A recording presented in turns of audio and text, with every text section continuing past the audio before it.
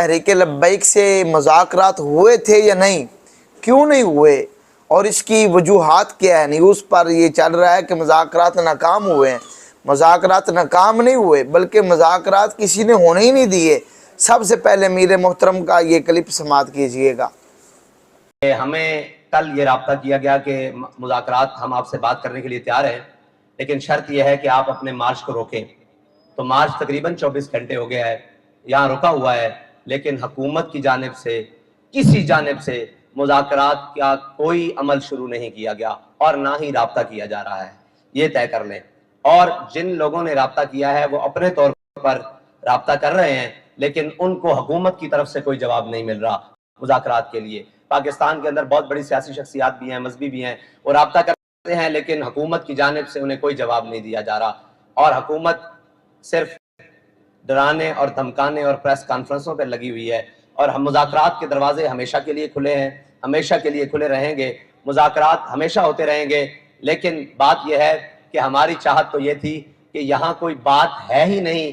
ہماری چاہت تو یہ تھی کہ آپ نے گرین بس چلائی ہوئی ہے، کاش وہ ہمارے ساتھ ہوتی یہاں پر، ہم اس پر بیٹھ کر فلسطین کی یکجہتی کرنے کے لیے جا رہے ہوتے، لیکن افسوس یہ ہے کہ آپ نے گرین بس کی بجائے ہمارے ان ٹوٹے ہوئے اور جناب ان سادہ سواریوں کو بھی لال۔ آپ نے سنا امیر محترم نے فرمایا کہ ہم سے مذاکرات ہو ہی نہیں رہے، 30 سے 32 گھنٹے گزر گئے، لیکن مذاکرات جو ہیں وہ نہیں ہو رہے، ظلم ہو رہا ہے ہمارے کارکنان پر۔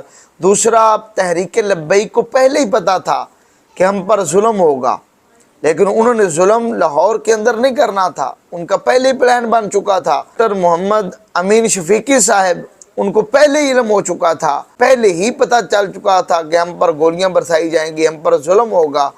تو وہ بھی ذرا کلپ سماعت کیجئے گا، یہ کلپ ذرا توجہ کے ساتھ سنیے گا، آپ کو ساری ڈیٹیل جو ہے وہ علم ہو جائے گی۔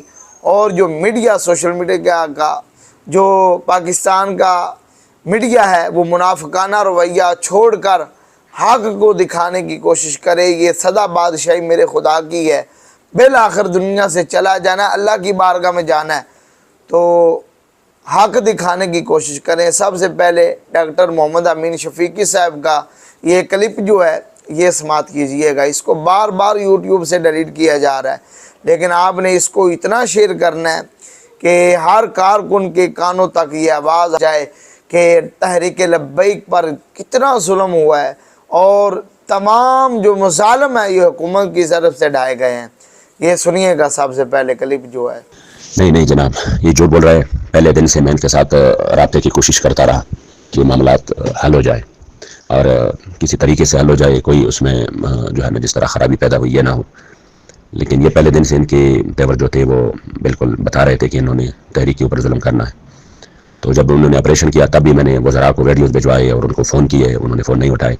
پھر بعد میں لیٹ ٹائم مولانا ثناء اللہ نے خود فون کیا کہ یہ کیا معاملات ہے، یہ میں نے ویڈیوز دیکھے ہیں۔ میں نے کہا عجیب بات ہے، اس طرح وہ دوسرے وزراء بھی کہہ رہے کہ ہمیں تو علم میں نہیں ہے، مطلب ایک طرح سے نااہلی کا ثبوت بھی دے رہے تھے اور میرے خیال میں مذاق بھی کر رہے تھے ہمارے اوپر۔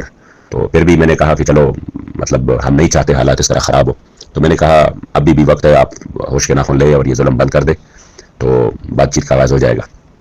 تو پھر لیٹ ٹائم انہوں نے فون کیا رانا ثناء اللہ نے کہ ٹھیک ہے، ہم جو ہے نا اس میں یعنی کل جمعے کی رات کو کہ جب مارچ پہ بہت زیادہ ظلم ہوا اور کافی سارے ہمارے لڑکے شہید ہو گئے، زخمی ہو گئے، تو انہوں نے کہا کہ یہ کیا ہو رہا ہے، یہ تو غلط ہو رہا ہے۔ میں نے کہا غلط تو آپ کی طرف سے ہو رہا ہے، ہماری طرف سے تو کچھ بھی غلط نہیں ہے، ہم تو ایک پرامن مارچ کرنا چاہ رہے تھے، اور اگر آپ لوگ بیٹھ کے بات کرتے کہ یہ جو ہے نا حالات اس طرح ہے، معاہدات، تو یہ تو شاید ہماری طرف سے اس میں جو ہے نا وہ بہت کچھ تبدیلی بھی کی جا سکتی تھی، لیکن آپ لوگوں نے تو شروع ہی ظلم سے کیا، بات چیت سے تو کیا ہی نہیں۔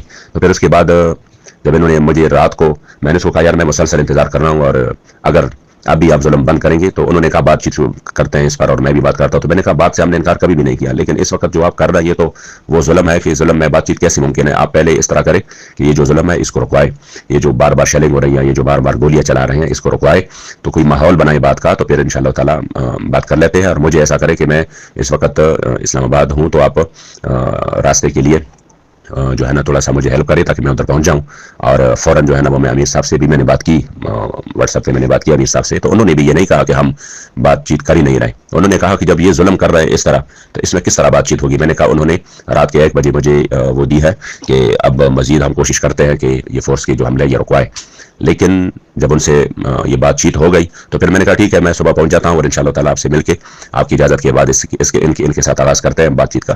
لیکن 2 بجے کے بعد فورس نے دوبارہ حملہ کیا. پھر 4 بجے تک شہادتیں ہوئیں. پھر اس کے بعد تھوڑے وقفے کے بعد دوبارہ سے یعنی ایک وحشتناک اور بربریت اور ظلم کی وہ داستان رقم کی کہ جب آپ دیکھ رہے ہیں بہت سارے ہمارے بندے شہید ہو گئے, زخمی ہو گئے, بہت بڑا ظلم انہوں نے کیا. اور آگے سے پھر ان کے فون بند جا رہے تھے. تو مطلب ان کا مسلسل دھوکہ, فراڈ, کبھی یعنی کس حوالے سے کبھی کس حوالے سے, مطلب یہ نہ بات چیت میں مخلص ہے. یہ جو خود طلال چودھری مکمل طور پہ جھوٹ بول رہا تھا. کوئی اس طرح کی بات نہیں ہے کہ ہم نے کبھی بات چیت سے انکار کیا ہو یا ہم نے یہ کہا ہو کہ نہیں ہم نے. ظاہری بات ہے اگر یہ بیٹھ جاتے اور بات کرتے تو شاید اگر معاہدہ ہو جاتا تو ہمارا پلان جو ہے نا جس طرح پوری دنیا میں ہوا تھا تو ہم بھی کسی جگہ جا کے جو ہے نا شکر بجا لاتے اور ان کے ساتھ اظہار یکجہتی کر لیتے. لیکن انہوں نے اس انداز سے یعنی اتنا عجیب طریقے سے اس کا آغاز کیا کہ بس بالکل مکمل فرعونیت اور ظلم کے ساتھ. تو فی الوقت تک تو صورتحال اس وقت تک کری آئی ہے. سنا آپ نے ڈاکٹر صاحب کا, یہ تفصیل ہے جو کہ ابھی حملہ نہیں ہوا تھا, ابھی ظلم نہیں ہوا تھا, پھر کیا ہوا, زندہ جلا دیا گیا, پھر بند بختر گاڑیوں پر چڑھا دی گئی, پھر کنٹینر کو جلا دیا گیا.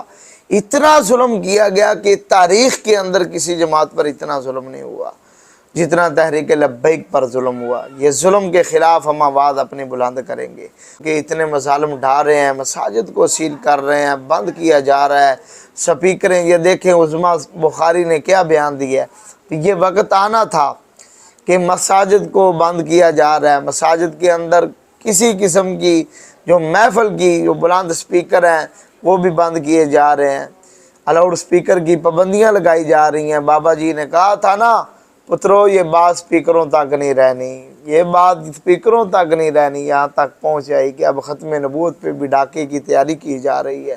اب پاکستان کے اندر قادیانیوں کو کھلی چھوٹ مل جائے گی اور یہ سب سے جو دبنگ آواز ہے پاکستان کے اندر دین اسلام کے حوالے سے تحریک لبیک کی, اس کو دبایا جا رہا ہے. ان کو پتہ ہے کہ ان کے علاوہ کوئی بھی میدان میں نہیں آئے گا.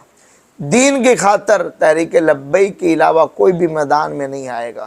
اگر کوئی ہے حضور کی نموز کے لیے باہر آنے والی جماعت, ہے کوئی دین کے لیے باہر آنے والی جماعت, ہے کوئی دین اسلام کی لیے باہر آنے والی جماعت, تو وہ تحریک لبیک ہے.